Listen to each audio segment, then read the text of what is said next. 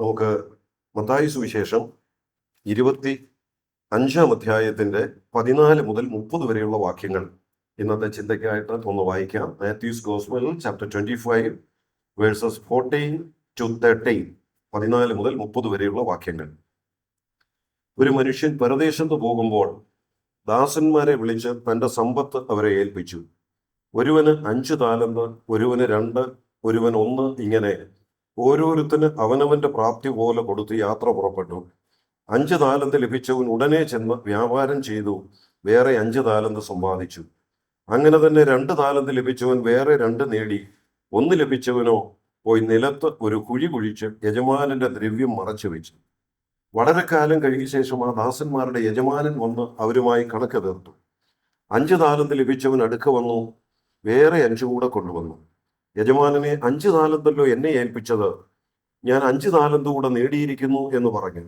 അതിന് യജമാനൻ, നല്ലവനും വിശ്വസ്തനുമായ ദാസനെ, നീ അല്പത്തിൽ വിശ്വസ്തനായിരുന്നു, ഞാൻ നിന്നെ അധികത്തിന് വിചാരകനാക്കും, നിന്റെ യജമാനന്റെ സന്തോഷത്തിലേക്ക് പ്രവേശിക്കുക എന്ന് അവനോട് പറഞ്ഞു.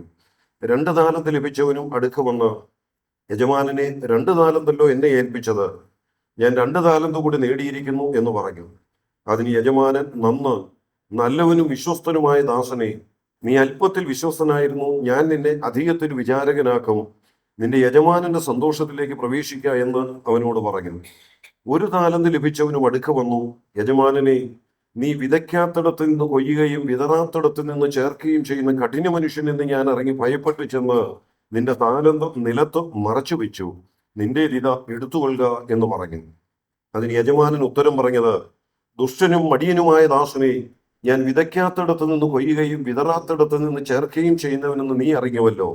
നീ എൻ്റെ ദ്രവ്യം പൊന്മാണിപ്പക്കാരെ ഏൽപ്പിക്കേണ്ടിയിരുന്നു, എന്നാൽ ഞാൻ വന്ന് എൻ്റേത് പലിശയോടുകൂടി വാങ്ങിക്കൊള്ളുമായിരുന്നു. ആ താലന്ത് അവന്റെ പക്കൽ നിന്നെടുത്ത് 10 താലന്തുള്ളവന് കൊടുപ്പീൻ. അങ്ങനെ ഉള്ളവന് ഏവനും ലഭിക്കും, അവന് സമൃദ്ധിയും ഉണ്ടാകും, ഇല്ലാത്തവനോടോ ഉള്ളതും കൂടെ എടുത്തു കളയും. എന്നാൽ കൊള്ളരുതാത്ത ദാസനെ ഏറ്റവും പുറത്തുള്ള ഇരുട്ടിലേക്ക് തള്ളിക്കളവേ, അവിടെ കരച്ചിലും പല്ലുകടിയും ഉണ്ടാകും. കർത്താവ് പറഞ്ഞ ഉപമകളിൽ ഒന്നാണ് നാം ഇപ്പോൾ ഇവിടെ വായിച്ചത്. ചിലപ്പോൾ ദീർഘമായ ചില വാക്യങ്ങൾ വായിച്ചു. ആ വാക്യങ്ങൾ വായിച്ചതിലൂടെ തന്നെ ആ ഉപമയോട് ബന്ധപ്പെട്ടുള്ള ഒരു വിശദീകരണം നമുക്ക് ലഭിക്കുന്നുണ്ട്. എന്നാൽ അതിൽ നിന്ന് 3-4 കാര്യങ്ങൾ പൊതുവായിട്ടൊന്ന് എടുത്തു പറയാനായിട്ടാണ് ഞാൻ ഇന്ന് ആഗ്രഹിക്കുന്നത്. ഇത് 24-ാം അധ്യായത്തിന്റെ ആദ്യ ഭാഗം മുതൽ നമ്മൾ വായിച്ചാൽ ശിഷ്യന്മാര് കർത്താവുമായിട്ടുള്ള സംഭാഷണത്തിൽ കർത്താവിന്റെ വരവിനെ കുറിച്ചും അതിന്റെ അടയാളങ്ങളെ കുറിച്ചും ഒക്കെ ചോദിച്ചപ്പോൾ കർത്താവ് കൊടുത്ത മറുപടിയുടെ കൂട്ടത്തിൽ പറയുന്ന ചില ഉപമകളാണ്. അപ്പൊ കർത്താവിന്റെ വരവ് എന്നുള്ള, പ്രത്യേകിച്ച് 24-ാം അധ്യായത്തിലൊക്കെ മഹത്വ പ്രത്യക്ഷതയോട് ബന്ധപ്പെട്ടാണ് പറയുന്നത്. എന്നാൽ പൊതുവിൽ കർത്താവിന്റെ വരവിനോട് ബന്ധപ്പെട്ട് അതിന്റെ അടയാളങ്ങൾ പറഞ്ഞു കൊടുക്കുന്നു. അതിൽ തൻ്റെ ദാസന്മാർ എങ്ങനെ ആയിരിക്കണം എന്നുള്ളത് അവരെ ഓർമ്മിപ്പിക്കുന്നു. ആ നിലയിൽ ആ വരവിനോട് ബന്ധപ്പെട്ട് അവർ ചോദിച്ച ചോദ്യങ്ങൾക്ക് കൊടുക്കുന്ന മറുപടിയിൽ പറയുന്ന ചില ഉപമകളാണ് നമ്മൾ. ഇത് മാത്രമല്ല, ഇതിനു മുമ്പ് വേറെ ചിലതും അവിടെ വായിക്കുന്നുണ്ട്. വിളക്കിൽ എണ്ണയുള്ളവരായി ഒരുങ്ങി കാത്തിരിക്കണമെന്നും അത്തിയെ നോക്കി ഉപമ കണ്ട് പഠിക്കണമെന്നും ഒക്കെ ഉള്ള ചില ദൃഷ്ടാന്തങ്ങളും ചില ഉപമകളും ഇതിന്റെ തൊട്ടു മുമ്പ് പറഞ്ഞിട്ടാണ് ഈ 25-ാം അധ്യായത്തിൽ ഇപ്പോൾ നാം വായിച്ച ഈ വേദഭാഗത്തേക്ക് വരുന്നത്. ഈ വേദഭാഗത്തെ വിഷയവും നമുക്ക് വായനയിലൂടെ തന്നെ മനസ്സിലായി. ഉപമ രൂപത്തിൽ പറയുക, ഒരു യജമാനൻ ഒരു യാത്ര പോകുന്ന സമയത്ത് തന്റെ ദാസന്മാരെ വിളിച്ച് അവർക്ക് ചില താലന്തുകൾ ഏൽപ്പിക്കുകയാണ്. ഒരാൾക്ക് 5 കൊടുത്തു, ഒരാൾക്ക് 2 കൊടുത്തു, ഒരാൾക്ക് 1 കൊടുത്തു. ഇവരിത് എങ്ങനെയാ കൈകാര്യം ചെയ്തത് എന്നുള്ളതാണ് ആ ഭാഗത്ത് നമ്മൾ വായിച്ചത്. 5 ലഭിച്ചവൻ അത് വ്യാപാരം ചെയ്ത് 5 കൂടെ നേടി. 2 ലഭിച്ചവൻ വ്യാപാരം ചെയ്ത് 2 കൂടെ നേടി. 1 ലഭിച്ചവൻ ഒന്നും ചെയ്തില്ല, അത് നിലത്ത് കൊണ്ട് കുഴിച്ചിട്ടിട്ട് യജമാനൻ വന്നപ്പോൾ ആ 1 തിരിച്ചു കൊടുത്തു. ഇവരോട് കർത്താവ് എങ്ങനെ പ്രതികരിച്ചു, അല്ലെങ്കിൽ ഇതിലൂടെ കർത്താവ് നമ്മോട് ആവശ്യപ്പെടുന്ന പ്രായോഗിക ആലോചന എന്താ, അതാണ് ഞാനൊന്ന് ഓർമ്മിപ്പിക്കുന്നത്. പ്രധാനമായിട്ട് നമുക്ക് പൊതുവിൽ അത് വായിച്ചപ്പോൾ മനസ്സിലായി, ദൈവം നമ്മെ ഏൽപ്പിച്ചിട്ടുള്ളവ നാം വ്യാപാരം ചെയ്ത് അത് പ്രയോജനപ്പെടുത്തണം. അതാണ് അതിലൂടെ നൽകുന്ന ഏറ്റവും പ്രധാനപ്പെട്ട ആലോചന എന്ന് പറയുന്നത്. എന്നാൽ ഞാൻ അതല്പം നമ്മുടെ സമയത്തിന്റെ പരിധിക്കുള്ളിൽ ഒന്ന് വിശദമായിട്ട് ഓർപ്പിക്കട്ടെ. ഇവിടെ നമ്മൾ വായിച്ചു നോക്കിയാൽ രണ്ടു കൂട്ടം ദാസന്മാരെ നമുക്ക് കാണാം. അത് വേദപുസ്തകത്തിന്റെ മറ്റു ഭാഗങ്ങളിലുമുണ്ട്. കഴിഞ്ഞ വെള്ളിയാഴ്ച ബാബുശാനും നല്ലവനും ദുഷ്ടനും എന്നുള്ള നിലയിൽ ചില വ്യത്യാസങ്ങൾ കാണുകയുണ്ടായി. ആ നിലയിൽ സദൃശവാക്യങ്ങൾ 3-ാം അധ്യായത്തിന്റെ 33-ാം വാക്യം വായിച്ച് ചില ആലോചനകൾ ഓർപ്പിക്കുകയുണ്ടായി. 1-ാം സങ്കീർത്തനം നമ്മൾ വായിച്ചാലും ആ സങ്കീർത്തനത്തിലെയും വിഷയം എന്താ? നീതിമാന്മാരും ദുഷ്ടന്മാരും തമ്മിലുള്ള ചില വ്യത്യാസങ്ങളാണ്. അവിടെ നല്ലവരെന്നുള്ളതിന് നീതിമാന്മാർ എന്നുള്ള വാക്കാണ് കൊടുത്തിരിക്കുന്നത്. നമ്മുടെ ഈ ഭാഗത്തെ വാക്ക് വെച്ച് ഞാനങ്ങ് പറയുകയാണ്, നല്ലവരും ദുഷ്ടന്മാരും. ദാസന്മാർ രണ്ട് കൂട്ടത്തിലുള്ള ദാസന്മാരെയാണ് നമുക്കിവിടെ കാണാൻ കഴിയുന്നത്. ഇവിടെ താലന്തുകൾ ഏൽപ്പിച്ചതിനെ കുറിച്ച് പറയുമ്പോൾ അതിന്റെ പ്രാരംഭ ഭാഗത്ത് നമ്മൾ വായിച്ചത്, ഒരു മനുഷ്യൻ പരദേശത്ത് പോകുമ്പോൾ ദാസന്മാരെ വിളിച്ച് തന്റെ സമ്പത്ത് അവരെ ഏൽപ്പിച്ചു. ഒരുവൻ 5 താലന്ത്, ഒരുവന് 2, ഒരുവൻ 1, ഇങ്ങനെ ഓരോരുത്തന് അവന്റെ പ്രാപ്തി പോലെ കൊടുത്തു. എന്തുകൊണ്ടാ ചിലർക്ക് 5 കൊടുത്തത്? എന്തുകൊണ്ടാ ചിലർക്ക് 2 കൊടുത്തത്? എന്തുകൊണ്ടാ ചിലർക്ക് 1 പോയത്? സ്വാഭാവികമായിട്ടും നമ്മളും ചിന്തിക്കുന്ന ചില കാര്യങ്ങളാണ്. ഇത് ദൈവം തന്റെ ദാസന്മാർക്ക് കൊടുക്കുന്ന താലന്തുകളോട് ബന്ധപ്പെടുത്തി, അല്ലെങ്കിൽ വ്യാപാരം ചെയ്യുവാൻ ഏൽപ്പിക്കുന്ന വസ്തുക്കളോടോ അല്ലെങ്കിൽ എന്തുമാകട്ടെ അതോട് ബന്ധപ്പെടുത്തി ഉള്ള ഒരു ദൃഷ്ടാന്തമാണ് എന്നുള്ളത് നമുക്കതിൽ നിന്ന് മനസ്സിലാക്കാം. അങ്ങനെയാണെങ്കിൽ ഇവിടെ താലന്ത് എന്നുള്ള വാക്ക ഉപയോഗിച്ചിരിക്കുന്നത്. ആ താലന്ത് എന്നുള്ളത് ഒരുപക്ഷെ അവിടെ കൊടുത്തത് ഒരു വ്യാപാരം ചെയ്യാൻ ആവശ്യമായ പണമായിരിക്കാം. അല്ല, താലന്ത് എന്ന വാക്കുകൊണ്ട് നമ്മൾ മനസ്സിലാക്കുന്നത് ചില പ്രത്യേക കഴിവുകളാണ്. നമ്മൾ ചിലരെ കുറിച്ച് പറയും, ഇവിടെ വ്യാപാരം ചെയ്യാൻ ആവശ്യമായ ആ താലന്ത് എന്ന് പറയുന്നത് ദ്രവ്യം അല്ലെങ്കിൽ പണമാണ്. എന്നാൽ താലന്ത് എന്നുള്ള വാക്കുകൊണ്ട് നമുക്ക് മറ്റും ചില ആശയങ്ങൾ ലഭിക്കുന്നുണ്ട്. നമുക്കൊക്കെ ലഭിച്ച ചില കഴിവുകളെ നമ്മൾ എന്ന് പറയും? താലന്ത് എന്ന് പറയും. അല്ലെ, ചില കുഞ്ഞുങ്ങളൊക്കെ ചില പ്രത്യേക കഴിവുകൾ പ്രകടിപ്പിക്കുന്ന കാണുമ്പോൾ നമ്മൾ പറയും, അവൻ ഇങ്ങനെ ഒരു പ്രത്യേക താലന്തുണ്ട്. ആ താലന്ത് എന്ന് പറയുന്നത് ഒരു പക്ഷേ പാരമ്പര്യപ്രകാരം കിട്ടിയതായിരിക്കാം, പേരൻസിൽ നിന്നോ ഗ്രാൻഡ് പേരൻസിൽ നിന്നോ ഒക്കെ ട്രഡീഷണലി കൈമാറി കിട്ടിയ ചില പ്രത്യേക കഴിവുകളായിരിക്കാം. എന്നാൽ അതിന്റെ പിന്നിലും ദൈവപ്രവൃത്തി ഉണ്ട് എന്നുള്ളത് നമുക്കറിയാം. അപ്പൊ താലന്ത് എന്നതിനെ പറയാം. ഇങ്ങനെയുള്ള വാക്കുകളൊക്കെ ഉപയോഗിക്കുന്നുണ്ടെങ്കിലും നമ്മുടെ ദൈവസഭയോട് ബന്ധപ്പെട്ടോ അല്ലെങ്കിൽ ദൈവദാസന്മാരോട് ബന്ധപ്പെട്ടോ ദൈവജനത്തോടോ ബന്ധപ്പെട്ട് പറയുമ്പോൾ, പുതിയ നിയമത്തിലേക്ക് വരുമ്പോൾ അതിനുപയോഗിച്ചിരിക്കുന്നത് മറ്റൊരു വാക്കാണ്. കൃപാവരം എന്നുള്ള ഒരു വാക്കാണ് ഉപയോഗിച്ചിട്ടുള്ളത്. താലന്ത് അല്ലത് കൃപാവരമാണ്. താലന്തും കൃപാവരവും തമ്മിൽ വ്യത്യാസമുണ്ട്. അത് ആ കൃപാവരങ്ങൾ എന്നുള്ളൊരു വിഷയത്തിന്റെ പഠനത്തിലാണ് കുറച്ചുകൂടെ വ്യക്തമായിട്ട് നമുക്ക് മനസ്സിലാക്കാൻ കഴിയുന്നത്. അപ്പൊ നമുക്കൊക്കെ ദൈവം വ്യത്യസ്തങ്ങളായ കൃപാവരങ്ങൾ തന്നിട്ടുണ്ട്.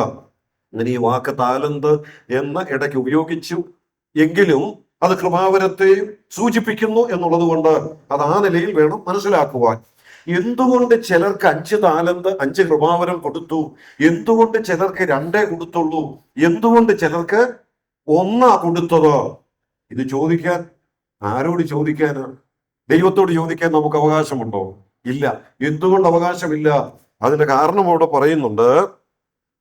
ഇത് എന്തിന്റെ അടിസ്ഥാനത്തിലാണ് കൊടുത്തത്? ഓരോരുത്തന് അവന്റെ പ്രാപ്തി പോലെ കൊടുത്തു. അപ്പൊ 1 കൊടുത്തുള്ളൂ ഒരുത്തൻ. എന്തുകൊണ്ടാണ് അങ്ങനെ കൊടുത്തത്? അവന്റെ പ്രാപ്തി ദൈവത്തിനറിയാം. അവന്റെ പ്രാപ്തി ഇത്രയേ ഉള്ളൂ. അവൻ അതെങ്കിലും ചെയ്യാനുള്ള പ്രാപ്തി ഉണ്ടെന്നും കരുതിയാ കൊടുത്തത്. പക്ഷെ അതും അവൻ ചെയ്തില്ലെന്നുള്ളത് അതിന്റെ മറുവശം. വേണമെങ്കിൽ ആ 1 വ്യാപാരം ചെയ്യാനുള്ള പ്രാപ്തി അവനുണ്ട്. എന്നാൽ വേറൊരാളെ നോക്കിയപ്പോൾ യജമാനന് മനസ്സിലായി, ഇവന് 2 കൊടുത്താൽ അതുകൊണ്ട് ശരിക്കും വ്യാപാരം ചെയ്തോളും. അവന്റെ പ്രാപ്തി മനസ്സിലായി. 5 കൊടുത്തത് അവന്റെ പ്രാപ്തി മനസ്സിലായി. അപ്പൊ എനിക്കും നിങ്ങൾക്കും ദൈവം ചില പ്രത്യേകമായ കൃപാവരങ്ങളാകട്ടെ, അത് ശുശ്രൂഷയോട് ബന്ധപ്പെട്ടുള്ള കഴിവുകൾ കൃപാവരങ്ങളാകട്ടെ. അത് മാത്രമല്ല, അതോട് ചേർത്ത് നമുക്ക് ഇതെല്ലാം പറയാം. നമുക്ക് ദൈവം തന്നിട്ടുള്ള ജോലിയാകട്ടെ, ദൈവം തന്നിട്ടുള്ള പണമാകട്ടെ, ദൈവം തന്നിട്ടുള്ള മറ്റ് ആനുകൂല്യങ്ങളാകട്ടെ, സൗകര്യങ്ങളാകട്ടെ, ഞാൻ ഒന്നുകൂടെ ചേർത്ത് പറയട്ടെ, ദൈവം നമുക്ക് തരുന്ന സമയങ്ങളാകട്ടെ, ഇതെല്ലാം വ്യാപാരം ചെയ്യാൻ വേണ്ടി തരുന്നതാണ്. ദൈവം നമുക്ക് തരുന്നത് നമ്മുടെ പ്രാപ്തിക്കനുസരിച്ച് ദൈവം നമ്മെ ഏൽപ്പിക്കുന്നത് എന്ന് പറഞ്ഞാൽ, നമ്മളെ കൊണ്ട് പറ്റാത്ത ഒരു കാര്യം നമ്മളെ കൊണ്ട് ദൈവം ചെയ്യിപ്പിക്കുന്നില്ല. നമ്മളെ കൊണ്ട് പറ്റുമെന്നുള്ളതാണ് ദൈവം നമ്മെ ഏൽപ്പിക്കുന്നത്. കൃപാവരങ്ങളോട് ബന്ധപ്പെട്ട് പഠിച്ചാൽ റോമാലേഖനം 12-ാം അധ്യായത്തിന്റെ 3-ാം വാക്യം വായിച്ചാൽ നമുക്ക് ഇങ്ങനെ മനസ്സിലാക്കാം. ഓരോരുത്തരുടെ വിശ്വാസത്തിന്റെ അളവിനൊത്തവണ്ണം ആണ് കൃപാവരങ്ങൾ പകുത്തു കൊടുക്കുന്നത്. 1 കൊരിന്ത്യർ 12-ാം അധ്യായത്തിന്റെ 11-ാം വാക്യത്തിൽ പറയുന്നുണ്ട്, ആത്മാവ് താൻ ഇച്ഛിക്കും പോലെ വരങ്ങളെ പകുത്തു കൊടുക്കുന്നു. എഫേസ്യ ലേഖനം 4-ാം അധ്യായത്തിന്റെ 7-ാം വാക്യം അവിടെയും കൃപാവരങ്ങൾ കൊടുക്കുന്ന കാര്യത്തെക്കുറിച്ച് പറയുമ്പോൾ പറയുക, ക്രിസ്തുവിന്റെ ദാനത്തിന്റെ അളവിനൊത്തവണ്ണം. അവിടെ ഈ 3 റോമാലേഖനം, കൊരിന്ത്യ ലേഖനം, എഫേസ്യ ലേഖനം, കൃപാവരങ്ങളുടെ വിഭജനങ്ങളെ കുറിച്ച് പറയുന്ന 3 ലേഖനങ്ങളും 3 വേദവാക്യങ്ങളുമാണ്. ആ 3 ഭാഗവും വായിച്ചാൽ നമുക്കറിയാം അവിടെ 3 നിലകളിൽ പറഞ്ഞിട്ടുണ്ട്. ഒന്ന് പിതാവിനാൽ, ഒന്ന് ആത്മാവിനാൽ, ഒന്ന് ക്രിസ്തുവിനാൽ എന്ന് പറയുന്നുണ്ട്. അത് 3 ചേർത്ത് നമുക്കറിയാം ത്രിയേക ദൈവത്താൽ ആണ് കൃപാവരങ്ങൾ നൽകപ്പെടുന്നത്. അത് എന്തിന്റെ അടിസ്ഥാനത്തിലാണ്? അത് ദൈവത്തിന്റെ പരമാധികാരത്തിൽപ്പെട്ട കാര്യമാണ്. അപ്പൊ എനിക്ക് ചില പ്രത്യേക കഴിവുകൾ അല്ലെങ്കിൽ ചില കൃപാവരങ്ങൾ ദൈവം തന്നിട്ടുണ്ടെങ്കിൽ അതെന്റെ പ്രാപ്തി മനസ്സിലാക്കി ദൈവം തന്റെ പരമാധികാരത്തിൽ എനിക്ക് തന്നിരിക്കുന്നതാണ്. അപ്പൊ അങ്ങനെ വരുമ്പോ 2 കിട്ടിയ ആളിന് 5 കിട്ടിയ ആളിനെ നോക്കിയിട്ട് ഉണ്ടോ അവന് 5 ഉണ്ട് എനിക്ക് 2 ഉള്ളൂ എന്ന് ചിന്തിക്കാൻ യാതൊരു അവകാശവുമില്ല. അതിന് നമ്മൾ സാധാരണ പറയുന്ന ഒരു വാക്ക് എന്താ? 2 കിട്ടിയാൽ 5-നെ നോക്കി അങ്ങനെ അങ്ങനെ വിഷമം തോന്നിയാൽ അതിന് അസൂയ എന്നാണ് നമ്മൾ പറയുന്നത്. അസൂയപ്പെടാൻ ഒരാവശ്യവുമില്ല. കാരണം ആ ആളിന്റെ എന്തെങ്കിലും ഒരു പ്രത്യേകത കൊണ്ട് ലഭിച്ചതല്ല, മറിച്ച് ദൈവത്തിന് ആ ആളിനെ കുറിച്ച് അറിയാവുന്ന പ്രാപ്തിയുടെ അടിസ്ഥാനത്തിൽ ദൈവം കൊടുത്തതാണ് 5 താലന്തെന്ന് പറയുന്നത്. അപ്പോ മറ്റുള്ളവർക്ക് എത്ര കിട്ടി എന്നുള്ളതല്ല ദൈവം നോക്കുന്നത്, നമ്മുടെ പ്രാപ്തിക്കനുസരിച്ച് ദൈവം നമുക്ക് എത്ര തന്നിട്ടുണ്ട് എന്നുള്ളതാണ്. അതാണ് നാം മനസ്സിലാക്കേണ്ടത്. എന്നാൽ അതേക്കുറിച്ച് പറയുമ്പോൾ ഒരു കാര്യം ഇങ്ങനെ ഞാൻ പറയട്ടെ, ഒന്നെങ്കിലും കിട്ടാത്ത ഒരു ദൈവ പൈതലും ഇല്ല. നമ്മൾ ലേഖനങ്ങൾ വായിച്ചാൽ അറിയാം, ഓരോരുത്തന് എന്നുള്ള വാക്ക് ആവർത്തിച്ച് പറയുന്നുണ്ട്. അപ്പം ദൈവം നമുക്ക് തന്നിട്ടുള്ള താലന്തുകൾ എത്രയെന്നുള്ളത് അത് ലഭിച്ചതനുസരിച്ചാണ് നമ്മൾ വിനിയോഗിക്കേണ്ടത്. അത് ദൈവത്തിന്റെ പരമാധികാരത്തിൽപ്പെട്ട കാര്യമാണ്. ദൈവത്തിനറിയാം ഓരോരുത്തരുടെയും പ്രാപ്തി എന്താ. ഓരോരുത്തരെയും ഓരോ ശുശ്രൂഷ ഏൽപ്പിക്കുമ്പോൾ ദൈവത്തിനറിയാം. പൗലോസ് തന്നെ തിമോത്തിയോസിന്റെ ലേഖനത്തിൽ പറയുന്നുണ്ടല്ലോ, എന്നെ വിശ്വസ്തനെന്ന് ശുശ്രൂഷയ്ക്ക് ആക്കി വെച്ചു. അപ്പൊ ആരാ ശുശ്രൂഷ പൗലോസിന് കൊടുത്തത്? പൗലോസിനെ ദൈവം ഏൽപ്പിച്ചതാ. ദൈവമാണ് തന്റെ പരമാധികാരത്തിൽ പൗലോസിന് ആ ശുശ്രൂഷ കൊടുത്തത്. അപ്പൊ ഒന്നാമത് നാം ഇവിടെ നിന്ന് മനസ്സിലാക്കേണ്ടത്, ദൈവം തന്റെ പരമാധികാരത്തിൽ തന്റെ ദാസന്മാർക്ക് അവരുടെ പ്രാപ്തി മനസ്സിലാക്കിയാണ് ഓരോ താലന്തുകള് വിഭജിച്ചു കൊടുക്കുന്നത്. ഈ യജമാനൻ അങ്ങനെ കൊടുത്തതായിട്ട് തന്നെയാണ് അവിടെ രേഖപ്പെടുത്തിയിരിക്കുന്നത്. ഇനി അവിടുന്ന് പറയുന്ന ആഗ്രഹിക്കുന്ന 2ാമത്തെ ആശയം, ഇത് എന്തിനു വേണ്ടിയാ കൊടുത്തത്? ദൈവം നമുക്ക് ചില കഴിവുകളോ താലന്തുകളോ അല്ലെ കൃപാവരങ്ങളോ, ഞാൻ അതോട് ചേർത്ത് പറഞ്ഞത് ഒന്നുകൂടെ പറയട്ടെ, ദൈവം നമുക്ക് തന്നിരിക്കുന്നത് എന്തും, അത് പണമാകട്ടെ, ചില ശുശ്രൂഷകളാകട്ടെ, ചില കഴിവുകളാകട്ടെ, കൃപാവരം അതാകട്ടെ, നമുക്ക് തന്നിരിക്കുന്ന ആരോഗ്യമാകട്ടെ, ഞാൻ ഒരു വാക്കൂടെ ചേർക്കുക, സമയം ഉൾപ്പെടെ, ദൈവം നമുക്ക് തന്നിരിക്കുന്ന സമയം ഉൾപ്പെടെ എന്തിനാ ദൈവം തന്നിരിക്കുന്നത്? ഈ താലന്ത് എന്തിനാ കൊടുത്തത്? അവിടെ തന്നെ അതേക്കുറിച്ച് എഴുതിയിട്ടുണ്ട്. താഴോട്ട് വരുമ്പോൾ ഒരു വാക്ക് നമ്മളിവിടെ വായിക്കുന്നുണ്ട്, അവനവന്റെ പ്രാപ്തി പോലെ കൊടുത്തു. 5 താലന്ത് ലഭിച്ചവൻ ഉടനെ ചെന്ന് വ്യാപാരം ചെയ്തു. 2 താലന്ത് കിട്ടിയവനും എന്താ ചെയ്തേ? അപ്പൊ വ്യാപാരം ചെയ്തു. ഈ 2 പേരെയും നോക്കിയിട്ട് പിന്നീട് യജമാനൻ വന്നപ്പോ പറയുന്ന ഒരു വാക്കുണ്ട്, നല്ലവനും വിശ്വസ്തനുമായ ദാസനെ. എന്നാൽ 1 കിട്ടിയവൻ അതുകൊണ്ട് വ്യാപാരം ചെയ്തില്ല, അവൻ അതുകൊണ്ട് കുഴിച്ചിട്ടു. അവന്റെ എനിക്ക് യജമാനൻ വന്നപ്പോൾ യജമാനൻ അവനെ വിളിക്കുന്ന പേരെന്താ? അവസാനം നമ്മളത് വായിച്ചു. അവനെ വിളിക്കുന്നത് ദുഷ്ടനും മടിയനുമായ ദാസനെ. അത് മാത്രമല്ല 30-ാമത്തെ വാക്യത്തിൽ വേറൊരു വാക്കുകൂടെ അവനെ കുറിച്ച് ഉപയോഗിച്ചിട്ടുണ്ട്, കൊള്ളരുതാത്ത ദാസൻ. അവൻ ദുഷ്ടൻ, മടിയൻ, കൊള്ളരുതാത്തവൻ. ഞാനിതിങ്ങനെ വായിച്ചപ്പോൾ ഓർത്തു, എന്തിന് അവനെ അത്രയും കഠിനമായ വാക്കുകൾ കൊണ്ട് വിശേഷിപ്പിച്ചത്? ദുഷ്ടനെന്ന്, മടിയനെന്ന്, കൊള്ളരുതാത്തവനെന്ന്. ഈ മടിയനെന്ന് വിളിച്ച പോട്ടെ, അവൻ മടിയനായിരുന്നു. അവനൊന്നും ചെയ്തില്ല, കൊണ്ട് കുഴിച്ചിട്ടിട്ട് ചുമ്മാ ഇരിക്കുകയായിരുന്നോ? അല്ലേ? അവൻ മടിയനാ. അവൻ അതുകൊണ്ട് ബിസിനസ് ചെയ്യാനായിട്ടുള്ള അലസത. ദൈവത്തിന് മടിയന്മാരെ അല്ല വേണ്ട കേട്ടത്. ദൈവത്തിന് വേണ്ടത് കർത്താവിന് വേണ്ടി വെറുതെ ഇരിക്കുന്നവരെയല്ല, കർത്താവിന് വേണ്ടി അരസന്മാരായിട്ടിരിക്കുന്നവരെയല്ല. ദൈവസഭയിൽ ദൈവം ആക്കി വെച്ചിരിക്കുന്നത്, ദൈവസഭയിൽ ദൈവം നമ്മെ ആക്കി വെച്ചിരിക്കുന്നത് ദൈവസഭയുടെ പ്രയോജനത്തിന് വേണ്ടി എന്തെങ്കിലുമൊക്കെ ചെയ്യാൻ ഏൽപ്പിച്ചിട്ടുള്ളത് ചെയ്യാൻ തന്നെയാ. അലസന്മാരെയല്ല ദൈവത്തിന് വേണ്ടത്. അധ്വാനിച്ചു കൊണ്ടിരുന്നവരെയാ ദൈവം വിളിച്ചത്. ദൈവം വിളിച്ചപ്പോ തന്നെ പരസ്യമായിട്ട് പറഞ്ഞ ഒരു വാക്കുണ്ടല്ലോ, എങ്ങനെയുള്ളവരെ എന്റെ ഇടയ്ക്ക് വരാൻ പറഞ്ഞേ? അധ്വാനിക്കുന്നവര്. ശിഷ്യന്മാരെ വിളിച്ചപ്പോ ശിഷ്യന്മാരെല്ലാം വെറുതെ ഇരിക്കുന്നവരായിരുന്നോ? അവരെല്ലാം അധ്വാനിക്കുന്നവരാ. മീൻപിടുത്തത്തോട് ബന്ധപ്പെട്ട് വളരെ റിസ്ക് എടുത്ത് അധ്വാനിച്ചു കൊണ്ടിരുന്നവരെയാ. ഭൂമിയെ കീഴ്മേൽ മറിക്കാനുള്ള ഉത്തരവാദിത്വം ഏൽപ്പിക്കാൻ വേണ്ടി കർത്താവ് വിളിച്ച് തന്റെ ശിഷ്യഗണത്തിൽ ഉൾപ്പെടുത്തിയത്. അപ്പം മടിയന്മാരെ കർത്താവിന് വേണ്ട. ഈ മനുഷ്യനെ മടിയാന്ന് വിളിച്ചാൽ പോട്ടെ, പക്ഷെ മടിയെന്ന് മാത്രമല്ല വിളിച്ചത്, പിന്നെ ദുഷ്ടാന്നും വിളിച്ചു. അവനെ കുറിച്ച് എവിടെ എഴുതിയിരിക്കുന്നത്? കൊള്ളരുതാത്തവനും എന്നാണ്. നമ്മൾ ചിലപ്പോൾ സാധാരണ ഇങ്ങനെ പറയും, ചിലര് കാര്യമായിട്ടൊന്നും ഒരു പ്രയോജനമൊന്നുമില്ല അവരെ കൊണ്ട്, പക്ഷെ ഒരു ദോഷവും ഇല്ല. ചിലപ്പോൾ ചില പ്രവർത്തനങ്ങളിലൊക്കെ ഏർപ്പെടുമ്പോൾ ചില വിമർശനങ്ങളൊക്കെ കേൾക്കേണ്ടി വരുമ്പോൾ ഇങ്ങനെ ചിന്തിച്ചു പോകും. അല്ലെ വീട്ടിൽ ചെന്ന് വീട്ടിലുള്ളവരോട് ഇങ്ങനെ പറയും, അതിനൊന്നും പോകണ്ടായിരുന്നു, ആ പുള്ളിയെ പോലെ ചുമ്മാ അങ്ങ് ഇരുന്നാൽ മതിയായിരുന്നു, ഒരു ഗുണവും ഇല്ല, ഒരു ദോഷവും ഇല്ല, അങ്ങനെ അങ്ങ് പോയാൽ മതി. അപ്പൊ ആരും ഒരു വിമർശനവും പറയത്തില്ല, ആരും ഒരു അനാവശ്യവും പറയത്തില്ല. ഇത് പറയുമ്പോൾ നമ്മൾ പകരുന്ന സന്ദേശം എന്താണെന്നറിയാമോ? ഗുണവുമില്ലോ ദോഷവും ഇല്ലാതെ വെറുതെ ഇരുന്നാൽ അത് നല്ലതാ, അത് മതിയെന്ന. പക്ഷെ കർത്താവ് നോക്കിയത് എന്താ? ഈ മനുഷ്യനെ കൊണ്ട് ഒരു ഗുണവും ഇല്ല, ഇവനെ കൊണ്ട് വല്ല ദോഷവും ഉണ്ടായോ? ഇവൻ ആ കൊടുത്ത താലന്ത് നശിപ്പിച്ചു? ഇവനത് നശിപ്പിച്ചില്ല. അവൻ ഒന്ന് കൊടുത്തെങ്കിൽ അത് തകർത്ത് കളഞ്ഞില്ല, അത് നശിപ്പിച്ചില്ല, അതിനൊരു കേടും വരുത്തിയില്ല. അതുപോലെ യജമാനം വന്നപ്പോൾ തിരിച്ചു കൊടുത്തു.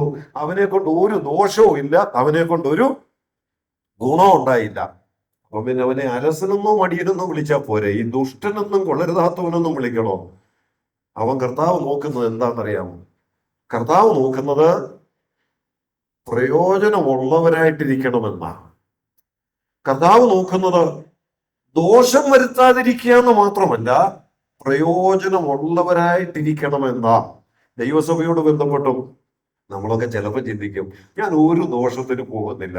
അങ്ങനെ ചിന്തിച്ച് ഒരു പ്രയോജനവും ഇല്ലാതെ, ഒരു ശുശ്രൂഷയും ചെയ്യാതെ, സഭയുടെ ആത്മീയ വർധനവിനായി ഒരു പ്രവർത്തനങ്ങളിലും ഏർപ്പെടാതെ ഇങ്ങനെ വന്നു പോകുന്ന എത്രയോ പേരുണ്ട്. ഒരുപക്ഷെ നമ്മളും അവരെ കുറിച്ച് ഇങ്ങനെ ചിന്തിക്കും, കുഴപ്പമില്ല, അങ്ങനെയൊക്കെ പൊക്കോട്ടെ, ഏതായാലും ഒരു ദോഷവും അവരെ കൊണ്ടില്ലല്ലോ. നമ്മൾ അങ്ങനെ ചിന്തിച്ചു. പക്ഷെ കർത്താവ് അവരെ നോക്കിയിട്ട് പറയുന്ന വാക്ക് എന്താന്ന് ഇവിടെ പറയാമോ? ദുഷ്ടനായ ദാസനെന്നാണ്, കൊള്ളരുതാത്ത ദാസനെന്നാണ്. അങ്ങനെയുള്ളവരെ കുറിച്ച് ദൈവത്തിന്റെ വചനത്തിൽ ഈ ഉപമയിലൂടെ തന്നെ രേഖപ്പെടുത്തി വെച്ചിരിക്കുന്നത്. അപ്പൊ എന്തിനാ ദൈവം ചില താലന്തുകൾ നമുക്ക് തന്നിരിക്കുന്നത്? വെറുതെ വെക്കാനല്ല. ദൈവം നമുക്ക് തന്നിട്ടുള്ളവ അതെന്തുമാകട്ടെ, എന്തെന്നുള്ള പട്ടിക ഇനി ഞാൻ ആവർത്തിക്കുന്നില്ല. ദൈവം നമുക്ക് തന്നിട്ടുള്ളവ നമ്മുടെ പ്രാപ്തിക്കനുസരിച്ച് തന്റെ പരമാധികാരത്തിൽ ദൈവം നമുക്ക് തന്നിരിക്കുന്നത് എന്തിനു വേണ്ടിയാണ്? എന്തിനു വേണ്ടിയാണെന്നുള്ളത് ഞാൻ അവിടുന്ന് വാക്ക് വായിച്ചു, അതൊന്നുകൂടെ എടുത്തു പറയാം. വ്യാപാരം ചെയ്യാൻ വേണ്ടിയാണ്. എന്താ ഈ വ്യാപാരം ചെയ്യാന്ന് പറഞ്ഞാൽ? വ്യാപാരം ചെയ്യാന്ന് പറയുമ്പോൾ പെട്ടെന്ന് നമ്മുടെ മനസ്സിലേക്ക് വരും ബിസിനസ് ചെയ്യാൻ, കച്ചവടം ചെയ്യാൻ. ഞാനത് ആ അർത്ഥം വിട്ട് ആ വ്യാപാരം ചെയ്യുക എന്നുള്ളതിന്റെ ആശയം നിങ്ങളുടെ മുൻപിൽ ഒന്ന് പറയാം. എനിക്ക് 5 താലന്ത് കിട്ടി. ആ 5 താലന്ത് കൊണ്ട് ഞാൻ ഒരു ബിസിനസ് ചെയ്താൽ, അല്ലെങ്കിൽ ഒരു വ്യാപാരം ചെയ്താൽ, അതുകൊണ്ട് ആർക്കൊക്കെ ഗുണമുണ്ട്? അതുകൊണ്ട് എനിക്ക് ഗുണമുണ്ട്, അല്ലേ? ആ 5 താലന്ത് കൊണ്ട് ഞാൻ ബിസിനസ് ചെയ്താൽ എനിക്ക് ഗുണമുണ്ട്. എനിക്ക് മാത്രമല്ല അതിന്റെ ഗുണം, പിന്നെ ആർക്കുമുണ്ട്? ഞാൻ ആ ചെയ്യുന്ന ബിസിനസ് കൊണ്ട് അതിൽ പങ്കാളികളായി തീരുന്ന, അല്ലെങ്കിൽ എന്ത് ബിസിനസ് ചെയ്യുമ്പോ ആ വസ്തു വാങ്ങാൻ വരുന്നവർക്കും ആ സാധനം അവർക്ക് ലഭിക്കുക, അവർക്കും അതിന്റെ പ്രയോജനം കിട്ടുക. അപ്പോൾ ഒരു വ്യാപാരം ചെയ്യുക എന്ന് പറഞ്ഞാൽ ആ വ്യാപാരം കൊണ്ട് അത് ചെയ്യുന്ന ആളിനും പ്രയോജനമുണ്ട്, മറ്റുള്ളവർക്കും പ്രയോജനമുണ്ട്. എന്തിനാ ദൈവം നമുക്ക് താലന്തുകൾ തന്നിട്ടുള്ളത്? എന്തിനാ ദൈവം നമുക്ക് ചില കഴിവുകൾ തന്നിട്ടുള്ളത്? എന്തിനാ ദൈവം നമ്മെ ദൈവമക്കളാക്കി കൃപാവരങ്ങൾ തന്ന് ദൈവസഭയുടെ ഭാഗമാക്കിയിരിക്കുന്നത്? ഇങ്ങനെ വന്ന് വെറുതെ ഇരുന്ന് പോകാൻ വേണ്ടിയാണോ? ലഭിച്ച താലന്ത് കുഴിച്ചിട്ടതുപോലെ വരുമ്പോ ഞാൻ അതൊന്നും പടിയേക്ക് തിരിച്ചു കൊടുത്തേക്കാം, ആർക്കും ഒരു ദോഷവും വരുത്തുന്നില്ല, ഞാൻ ഇങ്ങനെ ഇരുന്ന് പൊക്കോളാം, എന്നെ കൊണ്ട് ആർക്കും ഒരു ബുദ്ധിമുട്ടില്ലല്ലോ എന്ന് കരുതി മുൻപോട്ട് പോകാനാണോ? അല്ല കേട്ടോ. ദൈവം നമുക്ക് താലന്ത് തന്നിട്ടുള്ളത് അതുകൊണ്ട് നമുക്കും ആത്മീയ പ്രയോജനം ഉണ്ടാകണം, അതുകൊണ്ട് മറ്റുള്ളവർക്കും ആത്മീയ പ്രയോജനം ഉണ്ടാകണം. ദൈവജനത്തിൽ കൃപാവരങ്ങളെ കുറിച്ച് പഠിക്കുമ്പോൾ നമ്മൾ പ്രധാനമായിട്ട് കാണുന്ന രണ്ട് വാക്കുകളുണ്ട്. എന്തിനാ കൃപാവരം തന്നിട്ടുള്ളത്? ഒന്ന്, പൊതുപ്രയോജനത്തിനാണ്. രണ്ട്, സഭയുടെ ആത്മീയ വർധനവിനാണ്. ദൈവജനത്തിൽ വാക്യം അങ്ങനെ തന്നെ രേഖപ്പെടുത്തിയിട്ടുണ്ട്. നമുക്ക് ദൈവം തന്നിട്ടുള്ളവ മറ്റുള്ളവരുടെയും കൂടെ പ്രയോജനത്തിന് വേണ്ടിയാ, മറ്റുള്ളവരുടെയും ആത്മീയ നന്മയ്ക്ക് വേണ്ടിയാ. പ്രിയപ്പെട്ടവര്, പറയട്ടെ, ഞാൻ ഒരു കാര്യം മാത്രം ഒന്ന് എടുത്തു പറയട്ടെ. ദൈവം നമുക്ക് തന്നിട്ടുള്ള സമയങ്ങൾ എങ്ങനെ നമ്മൾ ഉപയോഗിക്കുന്നുണ്ട്? മറ്റുള്ളവർക്ക് ഒരുപക്ഷെ പുറമെ ചെയ്യുന്ന ചില കാര്യങ്ങളോട് ബന്ധപ്പെടുത്തി മാത്രമായിരിക്കാം. എന്നാൽ സമയം എന്ന് പറയുന്നത് മറ്റുള്ളവർക്കും എനിക്കും പ്രയോജനം ലഭിക്കത്തക്ക നിലയിലാണോ നാം കൂടുതൽ സമയവും ഉപയോഗിക്കുന്നത്? ദൈവം നമുക്ക് തന്നിട്ടുള്ള സമയം എന്ത് ചെയ്യാൻ വേണ്ടിയാണ്? ഇവിടുത്തെ ഭാഷ പറഞ്ഞ എന്തിനു വേണ്ടിയാണ്? വ്യാപാരം ചെയ്യാൻ വേണ്ടിയാണ്. അത് വ്യാപാരം ചെയ്യുന്നുണ്ടെങ്കിൽ അതുകൊണ്ട് എനിക്ക് ആത്മീയ ഗുണമുണ്ടാകണം. അത് വ്യാപാരം ചെയ്യുന്നുണ്ടെങ്കിൽ അതുകൊണ്ട് മറ്റുള്ളവർക്ക് ആത്മീയ പ്രയോജനം ഉണ്ടാകണം. ഞാൻ ചോദിക്കട്ടെ, ദൈവം നമുക്ക് തന്നിരിക്കുന്ന സമയത്തിന്റെ ആ ഓരോ പങ്കും നാം ഉപയോഗിക്കുമ്പോൾ അതുകൊണ്ട് എനിക്ക് എത്രമാത്രം ആത്മീയ വർധനം ഉണ്ടാകുന്നുണ്ട്, അതുകൊണ്ട് മറ്റുള്ളവർക്ക് എത്രമാത്രം ആത്മീയ വർധനം ഉണ്ടാകുന്നുണ്ട്. ഇതാണ് ആ സമയം വ്യാപാരം ചെയ്യുക എന്നുള്ളത് കൊണ്ട് ഉദ്ദേശിക്കുന്നത്. ദൈവം തന്നിരിക്കുന്നത് എന്തും താലന്ത് എന്നുള്ള വാക്കുകൊണ്ട് ഇവിടെ വിശേഷിപ്പിക്കുമ്പോൾ ഞാൻ ഇങ്ങനെ പറയട്ടെ, അത് സ്വന്തം ആത്മീയ വർധനവിന് മാത്രമല്ല, അത് മറ്റുള്ളവരുടെ ആത്മീയ വർധനവിനും. ഒരു കൃപാവരങ്ങളെ കുറിച്ച് പറയുമ്പോൾ ദൈവവചനത്തിൽ പൊതുവെ കൃപാവരങ്ങളെ കുറിച്ച് മറ്റുള്ളവരുടെ ആത്മീയ വർധനവിനെന്നാ. അവ സ്വന്തം ആത്മീയ വർധനവിനാണോ? സ്വന്തം ആത്മീയ വർധനവ് കിട്ടിയിട്ട് വേണം മറ്റുള്ളവർക്ക് ആത്മീക വർധനവ് കൊടുക്കാൻ. ഇപ്പം ദൈവവചനം ശുശ്രൂഷിക്കാനോ പ്രസംഗിക്കാനോ ഒരു പ്രത്യേക കഴിവ്, എല്ലാവരും താലന്ത്, ഒരു കൃപാവരം ദൈവം എനിക്ക് തന്നിട്ടുണ്ടെങ്കിൽ ഞാൻ ആ ശുശ്രൂഷ ചെയ്യുമ്പോൾ സഭയ്ക്ക് അതുകൊണ്ട് ആത്മീയ പ്രയോജനം ഉണ്ടാകണം. അത് ചെയ്യുന്നതിന് മുമ്പ് വീട്ടിലിരുന്ന് ആ വേദഭാഗത്തൂടെ കടന്നുപോയി അതിലെ ആത്മീയ പാഠങ്ങൾ ഉൾക്കൊണ്ട് എനിക്ക് ആത്മീയ വർധനവ് കിട്ടുന്നില്ലെങ്കിൽ ഞാൻ ശുശ്രൂഷിച്ച് മറ്റുള്ളവരെ ആത്മീയ വർധനവ് വരുത്താൻ ശ്രമിച്ചാൽ അത് സാധ്യമല്ല. അതാണ് ഇവിടെ പറയുന്നത്. നമുക്ക് ദൈവം തന്നിരിക്കുന്നവ എന്തുമാകട്ടെ അതിന്റെ ഉപയോഗം എങ്ങനെയാണ് നമ്മൾ ഉപയോഗിക്കുന്നത്? യജമാനൻ ഒന്ന് ചോദിക്കുമ്പോൾ, യജമാനനെ, നീ എനിക്ക് തന്ന സമയങ്ങളിൽ നല്ലൊരു പങ്കും എൻ്റെ ആത്മീയ വർധനവിന് ഞാൻ ഉപയോഗിച്ചിട്ടുണ്ട്, മറ്റുള്ളവരുടെയും ആത്മീയ ഗുണത്തിനു വേണ്ടിയാണ് ഞാൻ ഉപയോഗിച്ചിട്ടുള്ളത് എന്ന് നമുക്ക് പറയുവാൻ കഴിയുമോ? കഴിയണം. അതാണ് ഈ താലന്തിലൂടെ നമ്മെ പഠിപ്പിക്കുന്ന ഒരു വലിയ പാഠം. വ്യാപാരം ചെയ്യാനാണ്. ആ വ്യാപാരം ചെയ്യുക വഴി നമുക്ക് എല്ലാവർക്കും അതിൻ്റെ ഗുണം ഉണ്ടാകണം. അപ്പം ദൈവം തൻ്റെ പരമാധികാരത്തിൽ പ്രാപ്തി പോലെ താലന്തുകൾ തരുന്നു. എന്തിനു വേണ്ടി തരുന്നു? അത് മറ്റുള്ളവർക്കും എനിക്കും ആത്മീയ പ്രയോജനം ഉണ്ടാകാൻ വേണ്ടി തന്നിരിക്കുന്നു. ഇനി മൂന്നാമത്തേത്, ഈ തന്ന താലന്ത് എത്രയാണെങ്കിലും ഈ ഉപമ പഠിപ്പിക്കുന്ന ഒരു കാര്യം, യജമാനൻ വരും കണക്ക് ചോദിക്കും. വെറുതെ തന്നിരിക്കുന്നതല്ല.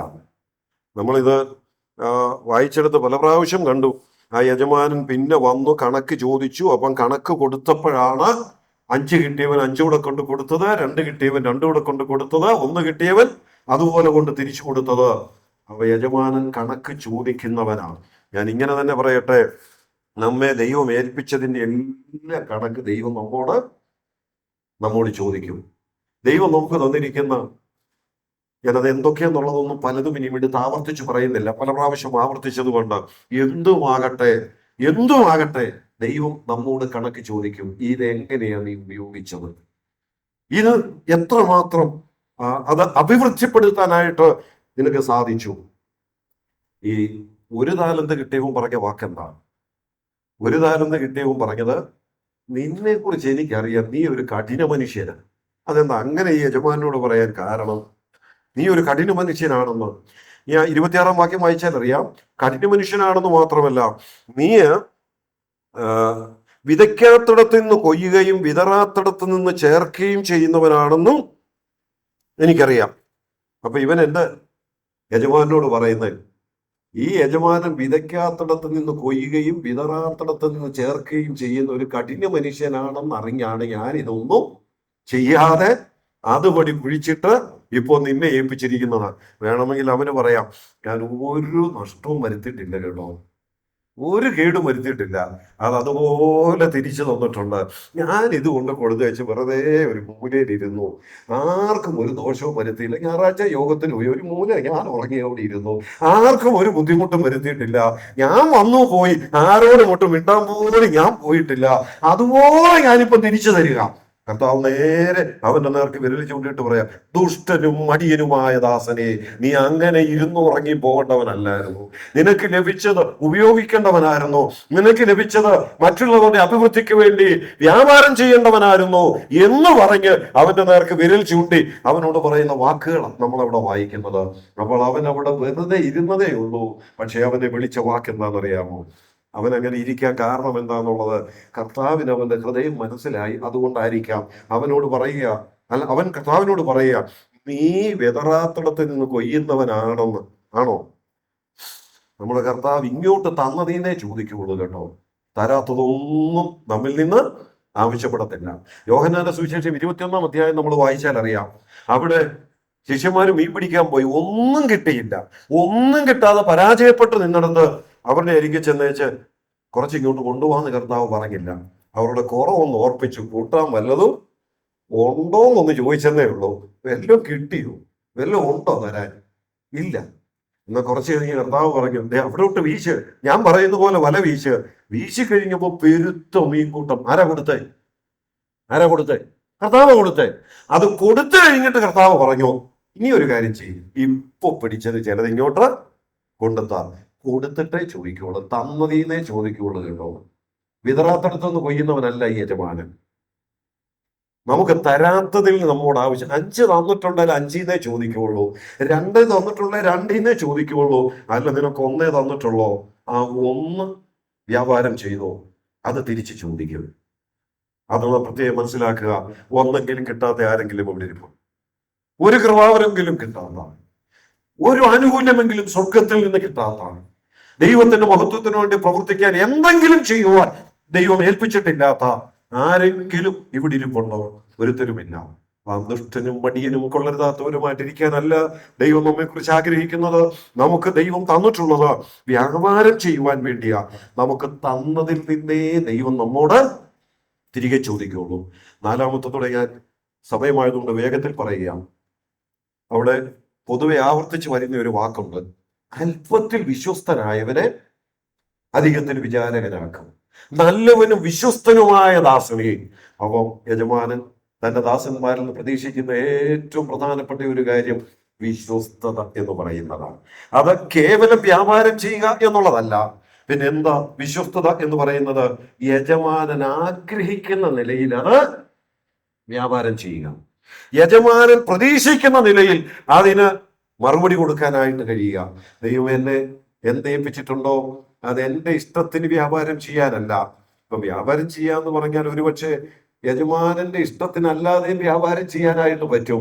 എന്നാൽ യജമാനൻ ആഗ്രഹിക്കുന്നത് വിശ്വസ്തതയാണ്. യജമാനൻ എന്തിനു തന്നോ, എന്താഗ്രഹിക്കുന്നോ അതനുസരിച്ച് നമ്മൾ വ്യാപാരം ചെയ്യണം. ഞാനിനി വേഗത്തിൽ നിർത്തുക. എന്നാൽ ഈ 1 താലന്ത് കിട്ടിയവന്റെ മനസ്സ് ഞാൻ ഇങ്ങനെ ഒന്ന് ചിന്തിച്ചു. ഈ കഴിഞ്ഞ ദിവസം ഈ ഭാഗം ധ്യാനിച്ചപ്പോൾ അവൻ ചെന്ന് യജമാനനോട് പറയാം, നീ വിതയ്ക്കാത്തടത്തു നിന്ന് കൊയ്യുന്നവനാ, വിതറാത്തടത്തു നിന്ന് ചേർക്കുന്നവനാ, കഠിന മനുഷ്യനാ. ഇത്രേ പറഞ്ഞുള്ളൂ. പക്ഷെ ഇത്രയും അവനാ യജമാനനെ നോക്കി പറയണമെങ്കിൽ ഇവന്റെ മനസ്സിലൂടെ വേറെ എന്തെല്ലാം പോയി കാണും. അതുകൊണ്ട് അവനെ നോക്കിയിട്ട് ദുഷ്ടൻ എന്ന ആ യജമാനൻ വിളിച്ചത് എന്തായിരിക്കും ചിന്തിക്കാൻ സാധ്യതയുള്ളത്? പലതും എന്റെ മനസ്സിലൂടെ പോയി. അതിലൊന്ന് ഞാൻ പറയാം. അവൻ 5 കൊടുത്തു, മറ്റൊരു 2 കൊടുത്തിട്ട് നീ എനിക്ക് 1 ഇഷ്ടപ്പെടുവോ? നമുക്ക് ഇഷ്ടപ്പെടുവോ? ഇല്ല. ഞാൻ ഒന്നും ദൃഷ്ടാന്തങ്ങളിലൂടെ പറയാൻ ആഗ്രഹിക്കുന്നില്ല. അവൻ 5 കൊടുത്തു, അവൻ അത്രയും ശുശ്രൂഷ കൊടുത്തു, അവൻ അത്രയും പണം കൊടുത്തു, അവൻ അത്രയും കഴിവ് കൊടുത്തു. എനിക്ക് 1 അതിഷ്ടപ്പെട്ടില്ല. ആ യജമാനനോട് അതിന്റെ പക മനസ്സിൽ വെച്ചുകൊണ്ടാണ് ഇതുകൊണ്ട് കുഴിച്ചിട്ട് ഇത് വ്യാപാരം ചെയ്യാൻ അവൻ തുനിയാഞ്ഞത്. ഞാൻ ഒരു കാര്യം പറയട്ടെ, അവനവന്റെ പ്രാപ്തി പോലെയാ കൊടുത്തത് എങ്കിൽ ഈ പരമാധികാരി യജമാനൻ അറിയാം, ഒന്ന് കൊടുത്താൽ അത് വ്യാപാരം ചെയ്യാനുള്ള പ്രാപ്തി ഇവൻ ഉണ്ടെന്ന്. അത് കണ്ടിട്ടാണ് കൊടുത്തത്. അവൻ അതിന്റെ പ്രാപ്തി ഉണ്ട്, പക്ഷെ അവനത് ചെയ്തില്ല. എന്താണെന്നറിയാമോ? കിട്ടിയത് കുറഞ്ഞു പോയി.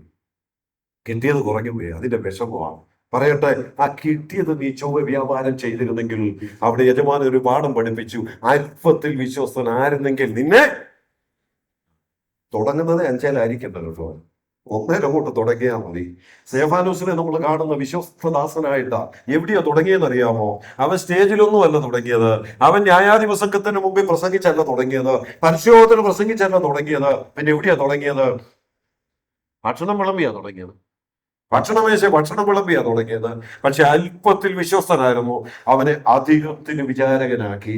അല്പത്തിൽ വിശ്വസ്തരായിരിക്കണം. ഒന്ന് കിട്ടിയുള്ളെങ്കിൽ ഒന്നിന്റെ കണക്ക് കൊടുത്താൽ മതി. ഒന്ന് പ്രാപ്തി അനുസരിച്ച് തന്നിരിക്കുന്നതാണ്. ഞാനിവിടെ എൻ്റെ വാക്കുകൾ അവസാനിപ്പിക്കട്ടെ. പറയട്ടെ പ്രിയപ്പെട്ടവരെ, ദൈവം ചില താലന്തുകൾ നമുക്ക് തന്നിരിക്കുന്നത് വ്യാപാരം ചെയ്യുവാനാണ്. ആ വ്യാപാരം എന്ന് പറയുന്നത് അത് നമ്മുടെ ആത്മീയ വർധനവിനായിരിക്കണം. ആ വ്യാപാരം മറ്റുള്ളവർക്കും ആത്മീയ വർധനവ് ലഭിക്കുന്നതിനായിരിക്കണം. അതിന്റെ കണക്ക് കൊടുക്കേണ്ട ഒരു ദിവസമുണ്ട്. അന്ന് വിശ്വസ്തരായി ദൈവം മുമ്പാകെ നിൽക്കുവാൻ നമുക്ക് കഴിയണം. മറിച്ച് ഒന്ന് കിട്ടിയവനെ പോലെ ദുഷ്ടനെന്നോ മടിയനെന്നോ കൊള്ളരുതാത്തവനെന്നോ ഉള്ള വിളി കേൾക്കാൻ ഇടവരരുത്. ദൈവം നമ്മെ ദൈവസഭയുടെ ഭാഗമാക്കി ചില കഴിവുകളും കൃപാവരങ്ങളും ഒക്കെ തന്നിട്ടുണ്ടെങ്കിൽ എഴുന്നേൽക്കാം കർത്താവിന് വേണ്ടി, ചെയ്യാം കർത്താവിന് വേണ്ടി മടിയന്മാരായിട്ടിരിക്കാതെ നമുക്ക് അധ്വാനിക്കാം. അതിന് ദൈവം നമ്മെ സഹായിക്കട്ടെ. ദൈവനാമം വാഴ്ത്തപ്പെടും.